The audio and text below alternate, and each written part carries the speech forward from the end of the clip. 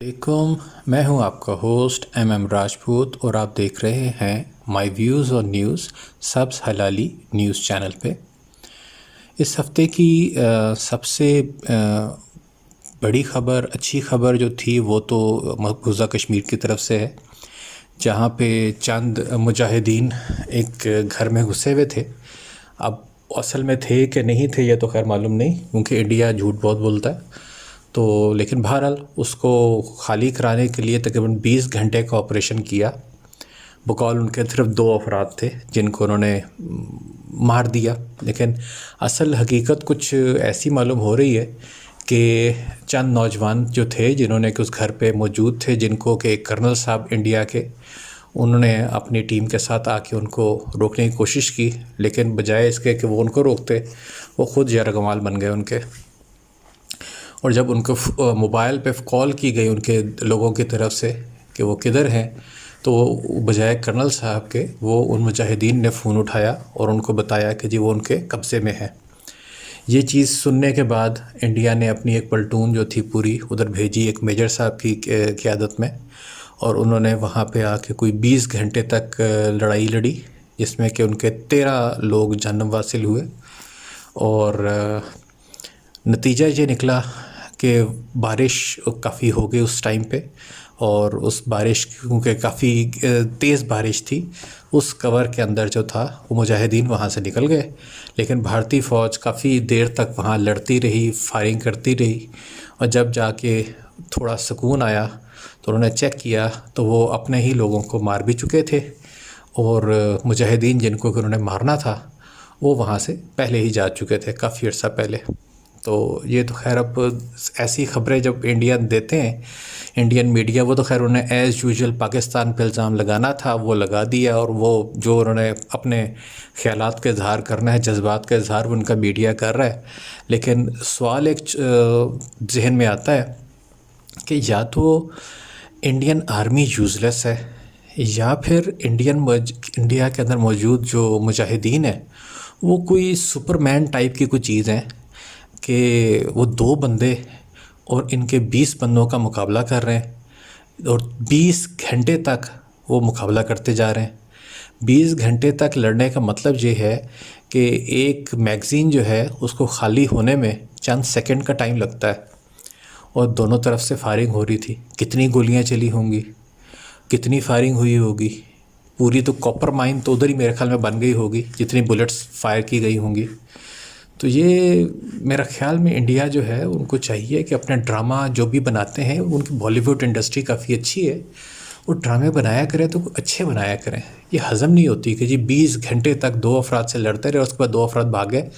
जिनको मारना था, और अपने बंदे जो है उनके ठीक ठाक मारे गए। अब आई डोंट नो इसमें वो मुजाहिदीन जो थे वो सुपर ह्यूमंस थे, ये इंडियन आर्मी बिल्कुल ही यूज़लेस है। तो ये तो एक मज़ेदार न्यूज़ आपको सुनानी थी। बाकी जो है, जैसे लास्ट वीडियो के अंदर आपको बताया था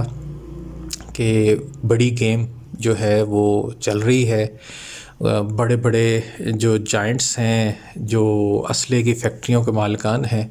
उनके बिज़नेस को बचाने के लिए, जो वो बिज़नेस बचेंगे तो अमेरिका की इकॉनमी बचेगी, उसके लिए जो है गल्फ़ में मामलात तैयार हो रहे हैं, और उसी के लिए उसको मदद देने के लिए, सपोर्ट करने के लिए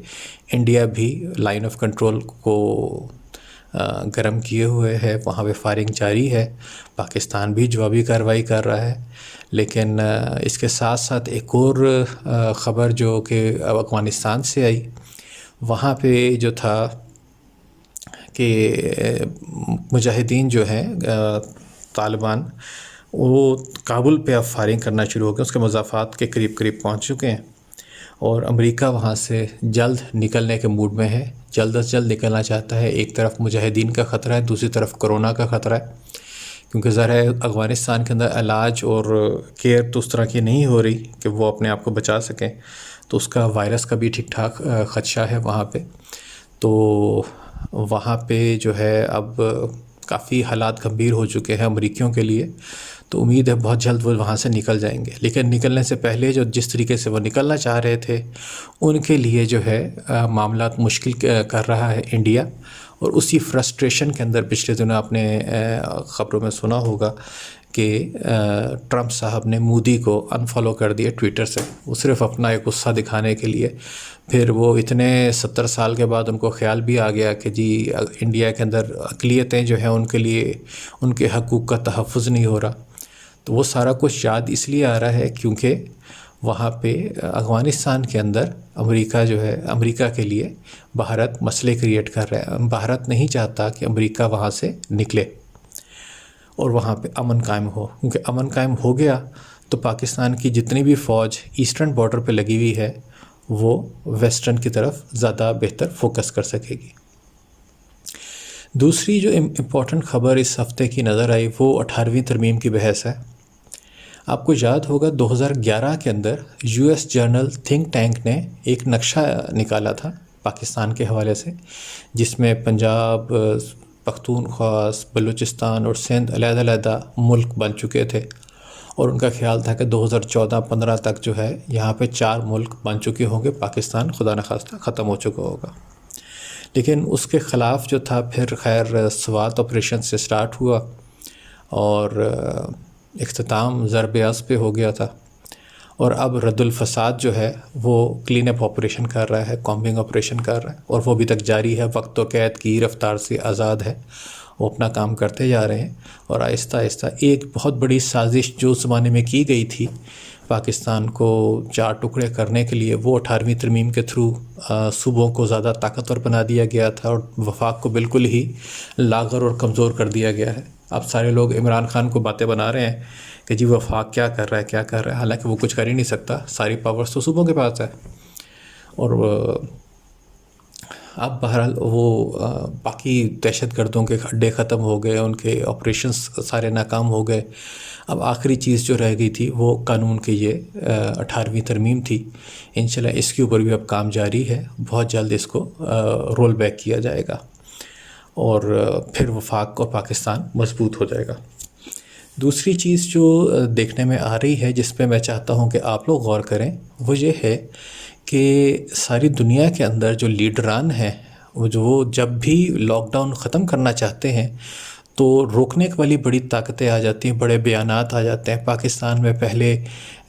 وزیر اعلیٰ سندھ جو تھے بڑا رول پلے کر رہے تھے، جب انہوں نے دیکھا کہ یہ عمران خان ملک میں لاک ڈاؤن ختم کرنا چاہ رہے ہیں تو اچانک انہوں نے گمنام قسم کی لاشیں تلاش کر لی جو کہ کرونا کے ذریعے مری تھیں، اور پھر کافی لوگ شور مچا، اتنے قبرستان میں لوگ نہیں گئے تھے جتنے کہ قبرستان میں لوگ دفن نہیں ہوئے تھے جتنے کہ انہوں نے لاشیں ڈھونڈ لی تھیں۔ بہرحال تو وہ یہ گیمیں چلتی جا رہی تھی۔ پچھلے ہفتے جو تھا انہوں نے ڈاکٹروں نے اپنا ایک سین بنا دیا، پہلے پریس کراچی کے اندر، پھر لاہور میں، پھر اسلام آباد، پھر پشاور، یہ اتنا شور مچانا شروع کر دیا کہ جی کرونا سے لاک ڈاؤن ہٹا لیا، پتہ نہیں کیا ہو جائے گا۔ تو وہ یہ مافیاز جو ہیں مختلف طریقوں سے عمران خان کو پریشرائز کر رہے ہیں کہ لاک ڈاؤن ختم نہ کیا جائے، اور یہی پریشر، یہی مافیا جو ہے وہ امریکہ میں بھی کام کر رہی ہے۔ وہاں پہ بھی ٹرمپ صاحب جو ہیں وہ وہاں پہ بھی 18ویں ترمیم ٹائپ کا ہی قانون ہے، جہاں پر کہ ریاستیں اپنا اپنا فیصلہ علیحدہ خود کرتی ہیں، اور وہ ریاستیں لاک ڈاؤن کر رہی ہیں، اور ٹرمپ صاحب چاہ رہے ہیں کہ لاک ڈاؤن ختم ہو، وہ لوگوں کو کہہ رہے ہیں کہ آپ اپنی ریاست کے خلاف بغاوت کریں۔ تو یہ دیکھنا چاہیے کہ یہ خود آپ لوگ غور کریں کہ کیا یہ کرونا وائرس جو ہے یہ مین میڈ ہے یا کہ نیچرل طریقے سے ایک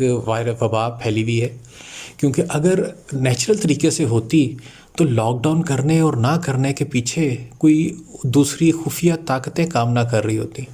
اور مختلف ممالک کے جو کرتا دھرتا ہیں ان کو یہ نہ کہنا پڑتا کہ میں تو ختم کرنا چاہ رہا ہوں لیکن کچھ لوگ ہیں، مافیاز ہیں، جو کہ مجھے یہ کام نہیں کرنے دینا چاہ رہے۔ اس طرح کہ عمران خان صاحب نے بھی بیان دیا کہ کچھ خفیہ طاقتیں ہیں جو مجھے یہ نہیں کرنے دے رہی، ختم نہیں کرنے دے رہی۔ ٹرمپ کا بھی یہی کہنا ہے، حالانکہ سویڈن جو ہے اس نے لاک ڈاؤن کیا ہی نہیں اور وہ ملک بھی بچا رہا، اس کو کوئی مسئلہ نہیں ہوا۔ تو وائرس ہے، یہ نہیں کہ وائرس ہے ہی نہیں، بیماری ہے ہی نہیں، بیماری ہے لیکن اتنی زیادہ خطرناک نہیں ہے، اور سمپل ایک فلو کی طرح ہے، یا جو بھی وائرس، بہرحال وائرس ہے، یہ نہیں کہ نہیں ہے، لیکن اتنا خطرناک نہیں ہے جتنا کہ اس کو پیش کیا جا رہا ہے، جس کی وجہ سے لاک ڈاؤن جو ہے وہ کیا ہوا ہے، اکانومیز کا بیڑا غرق کیا جا رہا ہے۔ تو میرا خیال میں ہمیں اس بارے میں خود سوچنا ہوگا، جیسا کہ ٹرمپ صاحب نے اپنے ریاستوں کو ایڈوائز کیا کہ لوگ اپنے جو اختیار ہے اپنے ہاتھ میں خود لیں اور خود سڑکوں پہ آ جائیں۔ کچھ میرا خیال میں یہ اسٹریٹجی جو ہے اس بارے میں پوری دنیا میں ہی غور ہو رہا ہوگا، اور خدا نہ خواستہ جہاں پہ بھی نہ غور ہونا شروع ہو جائے۔ اور ابھی تو صرف رمضان کی وجہ سے شاید لوگ تھوڑا آرام سے بیٹھے ہوئے ہیں، لیکن اگر مزید یہ مافیاز کے کہنے پہ اب دیکھیے گا 9 مئی کو جو ہے دوبارہ ریکنسیڈر کرنا ہے لاک ڈاؤن کے حوالے سے۔ اب دیکھیے گا خود 7 یا 8 تاریخ کو کوئی نہ کوئی نئے چہرے آپ کے سامنے آ جائیں گے اور نئی آپ کو فگرز بتائیں گے، جی اتنے ہزار بندے آپ کے افیکٹ ہو جائیں گے، اتنے ہزار بندے فوت ہو سکتے ہیں، اتنے لاکھ بندے اس میں وائرس کے شکار ہو سکتے ہیں، اور نئی نئی فگرز آ جائیں گی، اور کوشش ہی ہوگی اور میڈیا سارا کا سارا آپ کو ڈرانا شروع ہو جائے گا کہ بس اب تو ساری دنیا، سارا پاکستان جو ہے وہ وائرس کے لپیٹ میں آ جائے گا، تو وہ پھر دوبارہ کوشش کریں گے کہ لاک ڈاؤن کو توسیع کریں۔ تو اس بارے میں تھوڑا خود سوچئے، اس بارے میں نہ تو میں کچھ کہہ سکتا ہوں اور نہ ہی کوئی اور کچھ کہہ سکتا ہے۔ ٹرمپ اور عمران خان بھی بیچارے صرف بیان ہی دے رہے ہیں کہ ہم نہیں کرنا چاہ رہے، لیکن کچھ طاقتیں ہیں جو ہمیں یہ کرنے پہ مجبور کر رہی ہیں۔ تو اس بارے میں سوچئے، تب تک کے لیے اللہ حافظ۔